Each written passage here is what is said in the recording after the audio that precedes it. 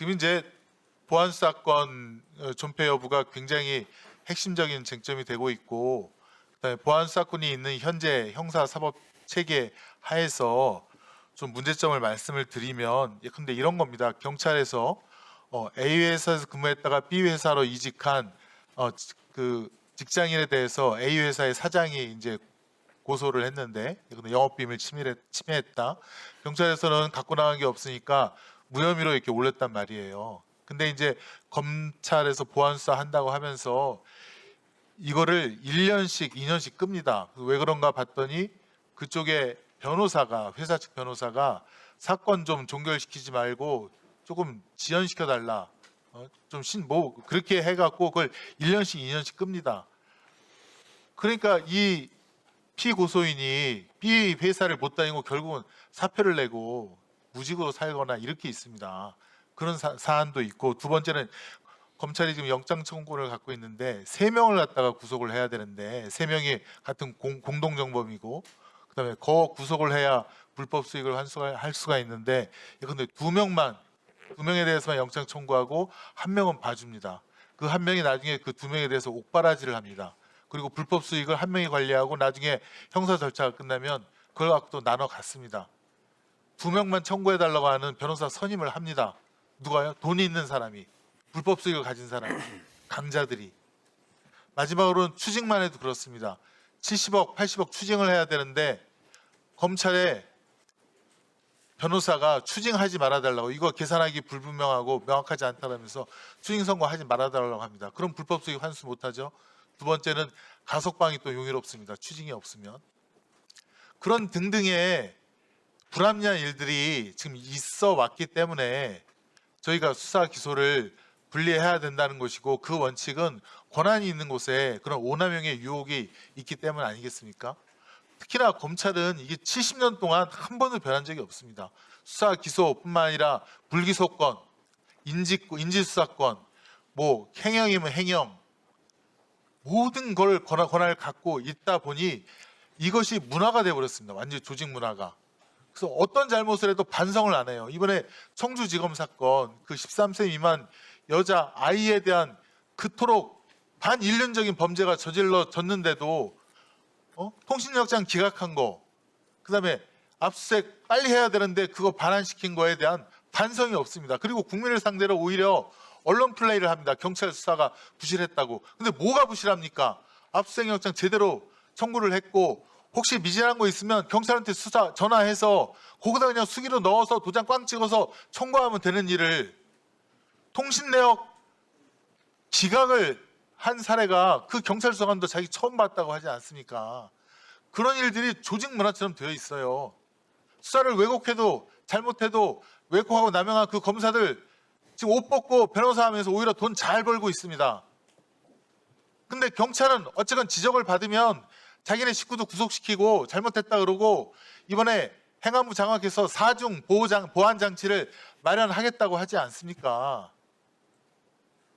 이번에야말로 검찰에 이런 보안 수사권을 없애고 그런 불합리가 없어지는 것을 목표로 해서 지금 추구하고 있고, 그래서 걱정하시는 부분은 지금 서영교 위원장님과 이 민주당 또 여기 범여권 법사위원님들이 그 보안책을 만들어서, 근데 지금 형사소송법보다는 훨씬 많은 약자를 위한 조항도 담고 그렇게 하겠다는 거 아니겠습니까? 그런 면에서는 좀 응원하는 긍정적인 입장에서 지켜봐 주시고, 수사가 문제가 되면, 경찰의 수사가 문제가 되면 좀 범죄별 수사 체크리스트를 만들어서 이런 수사를 꼼꼼하게 했는지 다 체크하도록 하는 그런 거 만들면 됩니다. 그리고 증거를 갖다가 은닉하거나 혹은 누락시킬 수 있으니 모든 수사 과정에서 획득한 증거, 간접 사실, 또 간접 증거와 양형까지 포함해서 다 지금 그걸 전자화시켜서 데이터 센터에 보관시켜 놓으면 언제든 그것에 대해서 통제할 수 있고, 또 사후 검증을 통해서 누구의 잘못이 있는지를 확인할 수 있는 거 아닙니까? 그것도 시간 순서대로 쫙 하면 지연에 대한 책임이 누구에게 있는 것까지 다 검증이 되고요. 시간 순서대로 수사 과정에서 획득한 모든 수사 자료, 증거, 양형까지 다 담아두면 장난 못 칩니다. 특히나 법 왜곡죄가 있는데 누가 그거를 갖다가 변호사가 꼬신다고 해서 그걸 하겠습니까? 못 칩니다. 그런 걸 좀 얘기해 주시고요.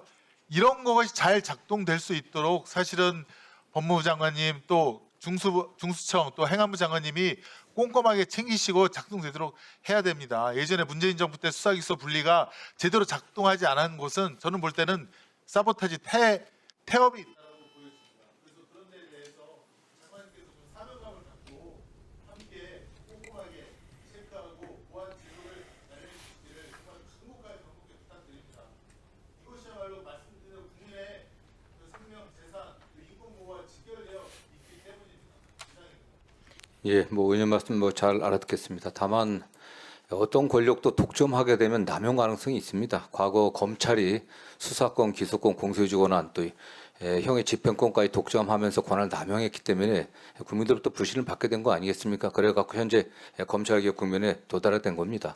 그러나 어떠한 권력도 남용 가능성이 있기 때문에 우리가 제도를 설계함에 있어서 늘 불신해야 됩니다. 잘할 거라는 신뢰보다는 잘못할 가능성이 있기 때문에 그 점을 저희들이 면밀히 보면서 그렇게 잘못 운영되었을 때 나올 수 있는 폐해에 대해서 철저하게 점검을 해야 된다고 생각합니다.